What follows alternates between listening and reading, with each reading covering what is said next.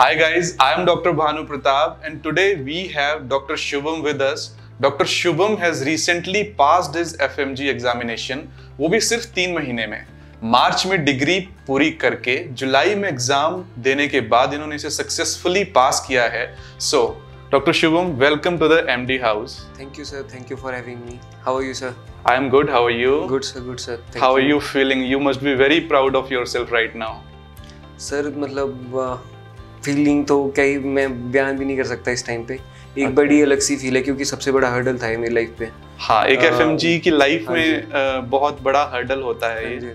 क्योंकि जब मैं फर्स्ट ईयर में गया था बाहर तो सब बोलते थे कि FMG थोड़ा टफ एग्ज़ाम है, पहली बार में होगा नहीं होगा, तो मैं काफ़ी कुछ सोचता था। तो अब जब ये पहला हर्डल मैं क्लियर कर चुका हूँ तो मेरे को बड़ा मतलब प्राउड फील भी होता है। और मेरे घर वाले मतलब जो मेरे पेरेंट्स हैं जिनके लिए जिनका ड्रीम था मेरे साथ साथ, वो भी बहुत खुश है मुझसे। Many congratulations to you, Dr. Shubham. I'm very happy for you. Thank you, sir. मेरे मन में तो बहुत सारे सवाल हैं डॉक्टर शुभम आपसे पूछने के लिए। I am actually very excited. So I want to start with आपकी MBBS की जर्नी। आपकी MBBS की जर्नी कहाँ से शुरू हुई, कहाँ से आपने अपनी डिग्री कंप्लीट की? Please tell me about it. Sir मैं समरकंद स्टेट मेडिकल यूनिवर्सिटी से पास आउट हुआ हूँ अभी, और मैं मार्च में ही पास आउट हुआ वहाँ से अभी Uzbekistan. Okay, Uzbekistan. So you have completed your MBBS from Uzbekistan. हाँ जी। एक उज़्बेकिस्तान का नाम सुनते ही लोगों के मन में बहुत सारे सवाल आ सकते हैं, मेरे मन में भी आ रहे हैं, जैसे स्तान भी जुड़ा हुआ है इसके साथ। तो आप प्लीज उज़्बेकिस्तान के बारे में हमें थोड़ा बताएं ताकि हमें सबको हम पता चले कि उज़्बेकिस्तान का कल्चर माहौल किस तरह से है। सर उज़्बेकिस्तान वैसे तो कई लोगों को मतलब पता ही होगा, कंट्री के बारे में कभी नाम तो सुना ही होगा उन्होंने, पर वैसे मैं बताना चाहूँ तो सेंट्रल एशिया का हिस्सा भी रहा है और USSR का हिस्सा रहा है 1992 तक, सोवियत यूनियन भी जिसे कहा जाता था। और उज़्बेकिस्तान सर मतलब बहुत छोटी सी बड़ी ब्यूटीफुल सी कंट्री है। वहाँ पे देखने के लिए जैसे उनका आर्किटेक्चर बहुत सुंदर है, फिर लैंडस्केप्स बड़े अच्छे हैं वहाँ पे। अपने कल्चर को उन्होंने प्रिजर्व करके रखा है आज तक। एक तो जो मैं अगर मैं स्पेसिफिकली अपनी सिटी के बारे में बात करूँ समरकंद, तो अगर आपको पता होगा कि जो पहले ट्रेड हुआ करता था चाइना और मेडिटेरियन कंट्रीज़ के बीच में, तो उसका मेजर जो सेंटर था वो समरकंद ही था, जहाँ पे मेरी यूनिवर्सिटी भी सिचुएटेड थी। तो मतलब ओवरऑल देखा जाए तो उज़्बेकिस्तान में बहुत कुछ है देखने को और एक अच्छी कंट्री है। ओके, मुझे इतना सब कुछ नहीं पता था उज़्बेकिस्तान के बारे में। Thank you so much. थोड़ा हमें अपनी यूनिवर्सिटी के बारे में भी बताएं। समरकंद स्टेट मेडिकल यूनिवर्सिटी से आप ग्रेजुएटेड हैं, तो उस यूनिवर्सिटी के बारे में भी थोड़ा हमें बताएं प्लीज़। सर जो मेरी यूनिवर्सिटी थी वैसे तो वो सेंट्रल एशिया की सबसे पुरानी मेडिकल यूनिवर्सिटी है। 95 इयर्स ओल्ड यूनिवर्सिटी है वो। नाइस। और मतलब यूनिवर्सिटी का जो पैटर्न है, जो हमारे को पढ़ाने का पैटर्न भी है, वो हमारे को इसी के अकॉर्डिंग प्रिपेयर करते हैं ताकि हम इंडिया आते ही अपना एग्ज़ाम क्वालिफाई करें। इवन इंडिया वाला एग्ज़ाम नहीं, जैसे USMLE की तैयारी भी वो करवाते हैं साथ साथ में, जैसे ऑस्ट्रेलियन मेडिकल काउंसिल या कोई और एग्ज़ाम जो देना चाहे उस लायक वो हमारे को प्रिपेयर करते हैं वहाँ पे। बाकी यूनिवर्सिटी की अगर फैकल्टी की बात करी जाए तो ओवरऑल वहाँ पे जैसे इंडियन टीचर्स भी है और उज़्बेकी टीचर्स भी हैं। और इंडियन टीचर्स का हमें बहुत फ़ायदा मिलता है क्योंकि वो हमारे को हमारे जो एग्ज़ाम होता है अभी इंडिया में आने के बाद FMG एग्ज़ाम, उसके अकॉर्डिंग ही प्रिपेयर करते हैं, जो मेरे लिए पर्सनली बहुत ज़्यादा हेल्पफुल रहा। ओके। हाँ जी। और जैसे कि हमारी जो क्लासेस के बारे में अगर मैं आपको कुछ बताऊँ तो यूनिवर्सिटी के साथ साथ जो मेरी क्लासेस थी वो हॉस्पिटल में भी लगती थी। लास्ट ईयर जो मेरा था वो टोटली क्लिनिकल रोटेशंस का रहा, इंटर्नशिप का रहा, तो वो मेरा सारा हॉस्पिटल्स में ही होता था। तो ओवरऑल देखा जाए तो यूनिवर्सिटी बहुत ही अच्छी है, बहुत पुरानी है, रेपुटेटेड है। सेंट्रल एशिया की, वही की सेंट्रल एशिया की सबसे पुरानी यूनिवर्सिटी भी है, 95 इयर्स ओल्ड, बहुत अच्छी यूनिवर्सिटी है। आपकी बातों से ऐसा लग रहा है डॉक्टर शुभम कि आपका ओवरऑल एक्सपीरियंस पढ़ाई के साथ साथ और ओवरऑल वहाँ रहने का एक्सपीरियंस भी बहुत अच्छा रहा है। आपकी बातों से मेरा मन भी उज़्बेकिस्तान घूमने का कर रहा है। सर वही अगर मैं आपको थोड़ा सा और अगर सिटी के बारे में बताऊँ तो मतलब उज़्बेकिस्तान के लोगों के बारे में बताऊँ तो ऐसा है कि उज़्बेकीज और जो इंडियंस है लगभग आप कह सकते हो कि सिमिलर है काफ़ी चीज़ों में। अच्छा। एक तो उनको हमारे जैसा फूड पसंद है, मतलब जैसे इंडिया में स्पाइसी फूड पसंद करते हैं तो सेम वैसा फूड। इंडियन मूवीज़ वो लाइक करते हैं, और पुराने जैसे हमारे जो एक्टर्स हो गए जैसे मिथुन चक्रवर्ती, अमिताभ बच्चन, ओह वाह। इन सबको बहुत ज़्यादा पसंद करते हैं वो। और इवन कि अगर आप इंडियंस की बहुत ज़्यादा रिस्पेक्ट करते हैं, जैसे कि वही उज़्बेकिस्तान से एक मिथ आता है स्थान वाला जुड़ा हुआ जो आप कह रहे थे, पर ऐसा बिल्कुल ही अपोजिट है। इंडियंस के लिए बहुत ज़्यादा इज्जत करते हैं, रिस्पेक्ट करते हैं। आप इवन मॉल्स में जाओगे, आपके साथ सेल्फी भी खिंचाने आएंगे कई लोग। और कई कई जगहों पे आपको ऐसा भी मतलब ट्रीट करेंगे कि आपसे पैसे नहीं लिए जाएंगे।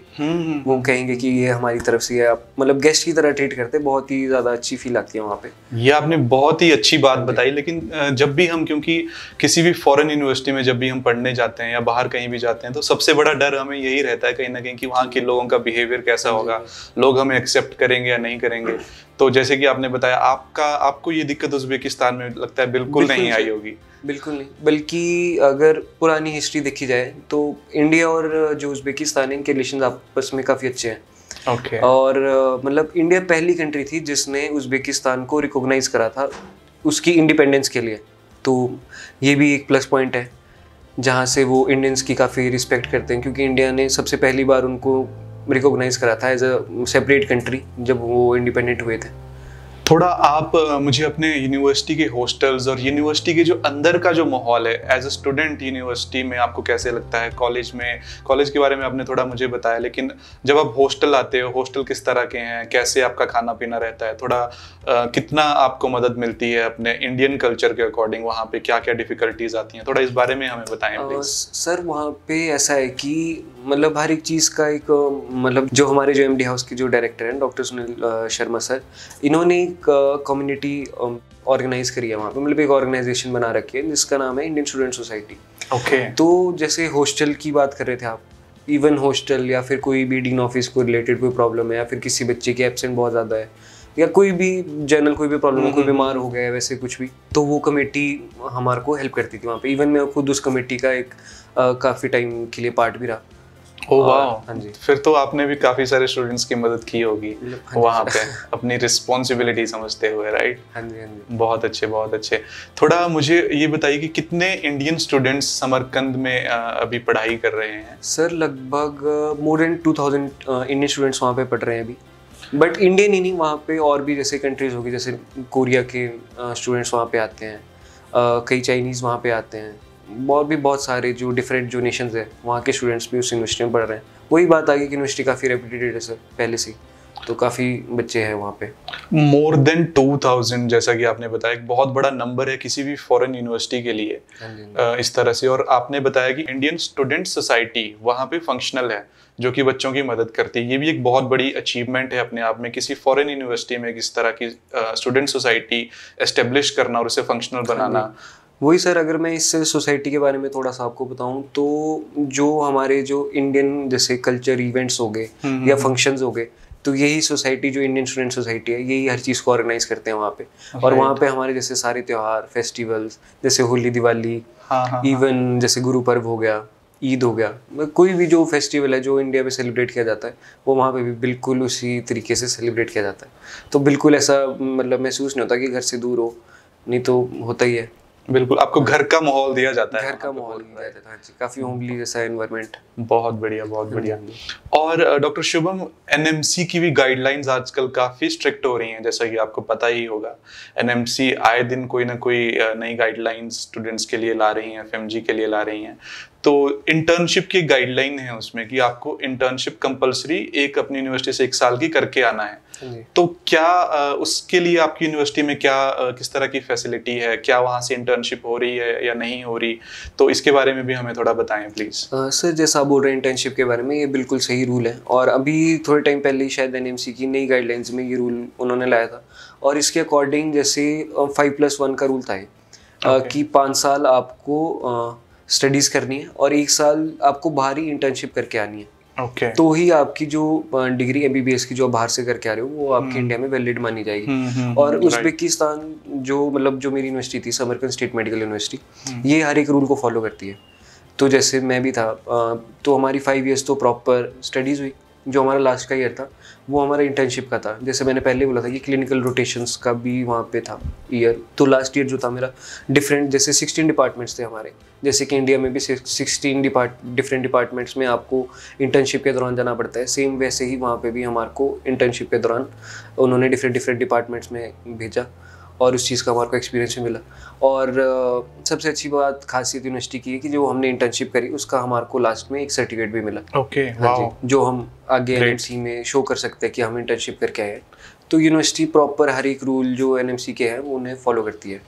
ये बहुत अच्छी बात है कि इंडियन करिकुलम के अकॉर्डिंग, इंडियन सर्कमस्टांसेस के अकॉर्डिंग ही आप लोग सिमिलर एनवायरनमेंट में आप लोग इंटर्नशिप खत्म करके आए हो और उसका आपको एक सर्टिफिकेट भी मिला है। I think this would be very helpful जब आप अभी अपना परमानेंट सर्टिफिकेट लेने के लिए अप्लाई करोगे। तो ये एक बहुत ही अच्छी बात है जो कि समरकंद स्टेट मेडिकल यूनिवर्सिटी में आपको इंटर्नशिप कंप्लीशन सर्टिफिकेट भी साथ में मिल रहा है। डॉक्टर शुभम, एनएमसी गाइडलाइंस में एक और बात थी कि जिस कंट्री से आप एमबीबीएस करके आ रहे हैं आप वहां पे जॉब करने के लिए भी एलिजिबल होने चाहिए और आपके पास वहां की रजिस्ट्रेशन भी होनी चाहिए। तो क्या आपको फायदा मिल रहा है इस चीज का? क्या आप एलिजिबल हैं जॉब करने के लिए या आपके पास रजिस्ट्रेशन है उज्बेकिस्तान में as a medical practitioner? Sir बिल्कुल ठीक बोला आपने, ये भी एनएमसी गाइडलाइन है और मेरी यूनिवर्सिटी इस गाइडलाइन को भी फुलफिल करती है। और मैं आपको खुशी से कह सकता हूँ कि मैं एक और कंट्री में रजिस्टर्ड डॉक्टर हूँ, मतलब उज्बेकिस्तान में मैं जॉब भी कर सकता हूँ। ये सबसे बड़ा जो मतलब प्लस पॉइंट ही कह लो आप, तो ये था मेरी यूनिवर्सिटी का। राइट, ये असल में होना भी ऐसे ही चाहिए क्योंकि जहाँ आप इतना टाइम रह के आ रहे हैं, 6 साल आप किसी एक कंट्री में किसी मेडिकल यूनिवर्सिटी में दे रहे हैं, तो आई थिंक आप एलिजिबल होने चाहिए वहाँ पे जॉब करने के लिए भी। तो डॉक्टर शुभम, आपके एमबीबीएस के सफर की शुरुआत कैसे हुई? कैसे आपने सोचा कि मुझे एमबीबीएस करनी है या मुझे बाहर ही जाना है, बाहर से ही पढ़ाई करनी है?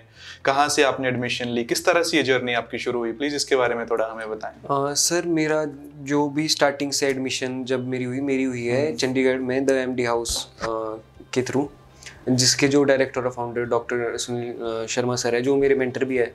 ओके, वाह। और उन्होंने मतलब मैं उनको मान सकता हूँ, कह भी सकता हूँ कि वो एक अच्छे मेंटर है, एक अच्छे ह्यूमन बीइंग है, क्योंकि वो अपने स्टूडेंट को जिनको वो साथ में लेके जाते हैं उनको वो अपने छोटे भाई बहन की तरह भी ट्रीट करते हैं। ये बहुत अच्छी और हर जगह उन्होंने मेरा साथ भी दिया। और अकेले मेरा ही नहीं, जितने भी जो स्टूडेंट्स जो उनके थ्रू जाते हैं या जो उनके साथ टच में है वो उनका साथ वो देती हैं। तो मैं दिल से कह सकता हूँ कि मतलब मेरे लिए तो उन्होंने मतलब मैं दिल से कह सकता हूँ कि थैंक यू सर। अगर वो ये पॉडकास्ट देखेंगे तो मतलब थैंक यू कहना चाहूँगा मैं उन्हें। और मेरी सफ़र की जो शुरुआत थी वो एमडी हाउस से ही हुई थी। किसी भी कंसल्टेंसी के लिए बहुत बड़ी बात है डॉक्टर शुभम कि उनके स्टूडेंट्स इस तरह का रिव्यू दें, and MD house today is so much proud, very proud of your achievement. Thank you sir. और इस मतलब अगर मैं अचीव कर पाया हूँ ये गोल, तो इसमें बहुत बड़ा रोल एमडी हाउस का सामने से भी है, मेरा तो है ही है, पर एमडी हाउस मेरे पेरेंट्स को मैं स्पेशल थैंक्स देना चाहता हूँ इसी वीडियो से भी। एक मतलब मैं उन्हें कहना चाहूँगा थैंक यू, क्योंकि मेरे जब भी डाउनफॉल हुआ, जो होता है नेचुरल सी बात है कि हर एक स्टूडेंट का होता है लाइफ में, मेरे साथ भी हुआ, पर उस टाइम पे मेरे पेरेंट्स और सेम जो मेरे मेंटर हैं डॉक्टर सुनील शर्मा सर, ये मेरे साथ खड़े रहे हर जगह। आपने पेरेंट्स का मेंशन किया डॉक्टर शुभम, पेरेंट्स का भी एक बहुत बड़ा रोल होता है इस जर्नी में। किस तरह से वो कितनी मेहनत करके अपने बच्चे को बाहर भेजते हैं और उसके बाद उसे एक डॉक्टर बनाना एक मिडिल क्लास फैमिली के लिए एक बहुत बड़ी बात होती है। तो आप अपनी इस जर्नी पे भी थोड़ा हमें कुछ बताएं कि कैसे आपकी ये जर्नी रही, कैसे आपके पेरेंट्स ने किस तरह से आपका साथ दिया? बिल्कुल सर, मैं वैसे अगर शुरुआत करूँ तो मैं एक मिडिल क्लास फैमिली से हूँ। हाँ, कोई वैसा बहुत हाई क्लास बैकग्राउंड नहीं है मेरा, मिडिल क्लास ही फैमिली बैकग्राउंड से आता हूँ। okay. और अगर मैं आज इस लायक हूँ तो मेरे पेरेंट्स ने मेरे को उस जगह पे बनाया, मतलब मेरे को उस लायक मेरे पेरेंट्स नहीं बनाया।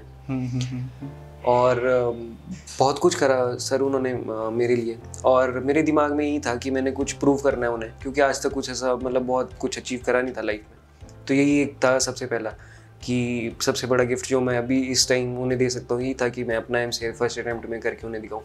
और जब ये हुआ तो मेरे से ज़्यादा खुश शायद मेरे पेरेंट्स ही थे उस दिन, जिसको देख के मैं बहुत ही अच्छा लगा। मुझे रोंगटे आ रहे हैं आपकी बातों से, क्योंकि शायद मैंने भी किसी एक पॉइंट पे अपने एग्जाम के पॉइंट पे सेम आपकी तरह ही फील किया था। और एक किस्सा सुनाता हूँ सर वैसे मैं आपको ना, कि एक बार मैं काफ़ी मतलब लो फील कर रहा था और मतलब टूटा हुआ भी था थोड़ा, मतलब ढंग से ना पढ़ाई हो पा रही थी। तो उस टाइम कुछ समझ भी नहीं आ रहा था कि क्या करूँ। और फिर मैंने जो मेरे मेंटर ही हैं डॉक्टर सुनील शर्मा सर, इनको कांटेक्ट करा मैंने, और इन्होंने ऐसी कुछ चीज़ें मतलब बोलते रहते थे मेरे दिमाग में, बहुत सारी चीज़ें इनकी जो मैं है मेरे दिमाग में, लेकिन एक चीज़ इनकी बहुत जो मेरे को हिट करी वो यही थी कि शुभम ढंग से पढ़ना है, क्योंकि जिस दिन जब एफएमजी का रिजल्ट आएगा ना और जब आप बोलोगे कि आप पास हो गए अपने पेरेंट्स को, तो उनकी लाइफ 10 साल नेचुरल सी बात है वो बढ़ जाएगी। और वो मेरे को काफ़ी हिट कर गई थी उस टाइम पे, और मेरे को वही था उस दिन से दिमाग में कि मैं ये चीज़ करनी है और फर्स्ट अटेम्प्ट में ही करूँगा मैं।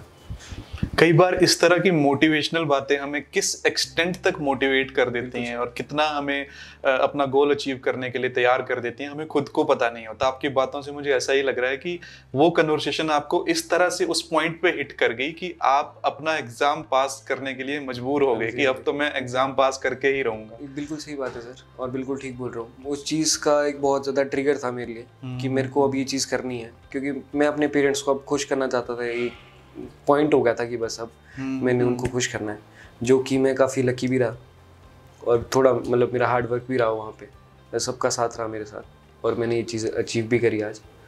ये भी एक बहुत बड़ी बात है कि हार्ड वर्क के साथ आपका लक भी कई बार बहुत अच्छे से काम करता है कई सारी चीज़ों में। लेकिन हार्ड वर्क को कोई बीट नहीं कर सकता। हार्ड वर्क तो हमें करना ही पड़ता है किसी भी चीज़ को अचीव करने के लिए। थोड़ा हार्ड वर्क से मैं अगर बात करूं तो आप मुझे अपनी प्रिपरेशन जर्नी के बारे में भी थोड़ा बताएं प्लीज़। आपने प्रिपरेशन किस तरह से की, कब से आपने पढ़ना शुरू किया था और कितना टाइम आप पढ़ते थे, ये सारी बातें मैं आपसे जानना चाहूँगा। सर ऐसा ही था कि मैं शुरू से ही पढ़ता था वैसे तो मैं, मतलब जैसे जो क्लास का पढ़ा है वो तो मैंने रोज पढ़ना ही होता था। साथ में शुरू में मैं 2 से 3 घंटे देता था अपने एफएमजी एग्जाम के लिए अलग से। फिर जब मैं धीरे धीरे मतलब जैसे जैसे मेरा ईयर्स बढ़ते गए, सेकंड थर्ड ईयर में फिर मैं अपना जो आवर्स थे वो मैं बढ़ाता गया। जैसे शुरू में 2 से 3 घंटे बैठना, फिर 4 से 5 घंटे हो गया था वो। और सर मैं आपको कहना चाहूँ तो एफएमजी को लेके भी लोगों को बहुत सारी मिथ है कि डिफिकल्ट एग्जाम है या वैसा कुछ। बहुत ज़्यादा डिफिकल्ट नहीं है, पर इतना है कि आदमी को पता होना चाहिए कि वो कर क्या रहा है, कैसे उसने तैयारी करनी है, कौन से सब्जेक्ट उसने बार बार पढ़ने हैं, किस में कंसेप्ट बनाना है। जैसे मैं पर्सनली जो मेरे लिए रहा तो मेरे लिए था कि जैसे medicine, surgery, obs and gynae, इनमें जैसे कंसेप्ट बेस्ड सब्जेक्ट्स हैं, इनमें आपके कंसेप्ट बन गए तो वो ख़राब नहीं होंगे एक बार आपने ढंग से पढ़ लिया। पर जैसे कुछ सब्जेक्ट है जैसे बायोकेमिस्ट्री, माइक्रो, और जो मतलब मैक्सिमम स्टूडेंट्स इग्नोर करते हैं इस चीज़ को, बट ये काफ़ी स्कोरिंग भी है और इन्हें बार बार पढ़ना पड़ता है। तो मैं बस एक एडवाइस देना चाहूँगा अगर कोई भी जो ये पॉडकास्ट सुन रहे होंगे और जो आगे एफएमजी देने वाले, कि ऐसे सब्जेक्ट्स को निगलेक्ट मत करना। ये काफ़ी हाई यील्ड होते हैं और आपको बहुत ज़्यादा स्कोर भी देके जाएंगे। और जैसे मैं नाम ले सकता हूँ कुछ सब्जेक्ट्स, जैसे बायोकेमिस्ट्री हो गया, माइक्रो हो गया, ऑर्थो हो गया, डर्मा हो गया। तो ये कुछ सब्जेक्ट्स थे जो मेरे एग्ज़ाम में मेरे को बहुत काम आए। पैथोलॉजी हो गया, तो ये सब्जेक्ट्स थे जो मेरे काफ़ी काम आए। राइट, जैसे कि आपने बताया छोटे छोटे सब्जेक्ट्स पे हमें फोकस करना चाहिए और छोटे छोटे सब्जेक्ट मिलके आपका स्कोर अच्छा कर देते हैं।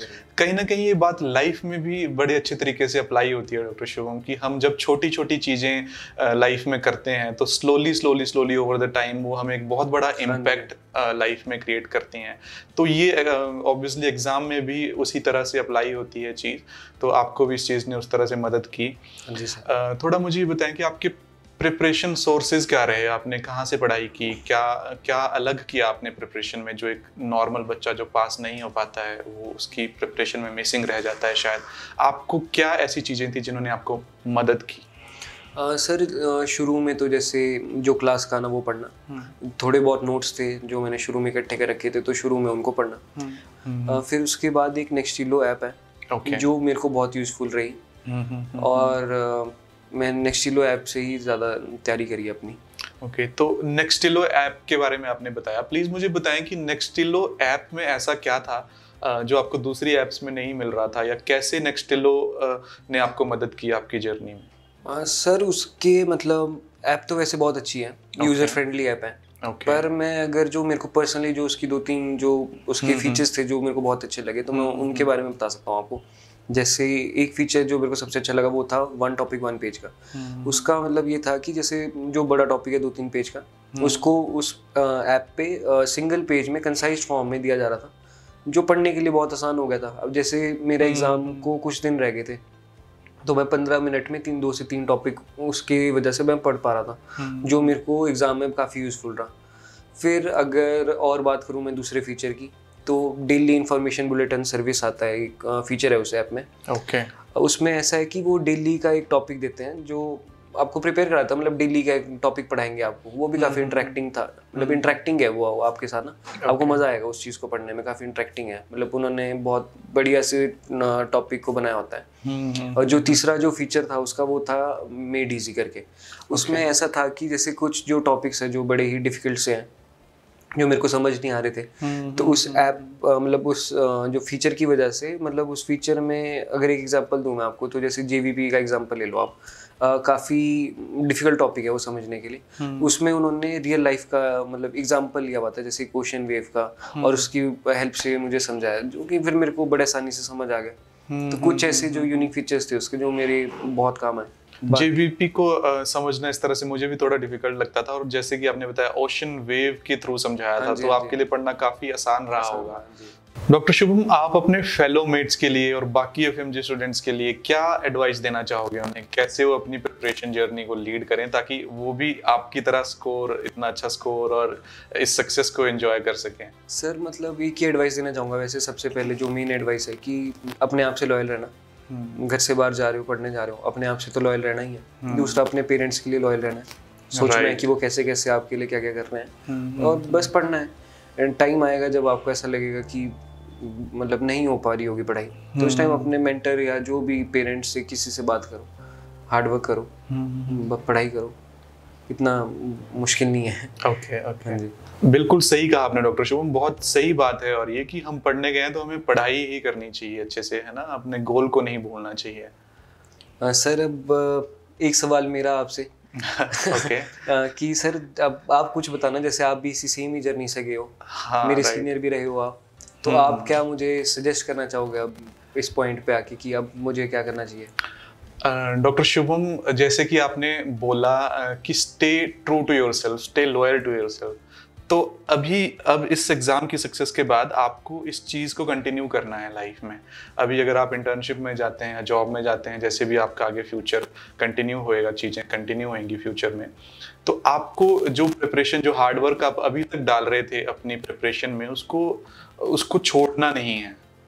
अब इस जर्नी में आपने अगर ब्रेक लगाया, अगर आप पॉज लेते हो यहाँ पे, तो आपको उसी पॉइंट से दोबारा अपनी प्रिपरेशन स्टार्ट करनी पड़ती है जब आपने अपनी एमबीबीएस की जर्नी के दौरान शुरू की होगी। डॉक्टर शुभम, मेरी एडवाइस आपके लिए ये रहेगी कि जैसा कि आपने भी बोला, stay true to yourself, stay loyal to yourself, है ना।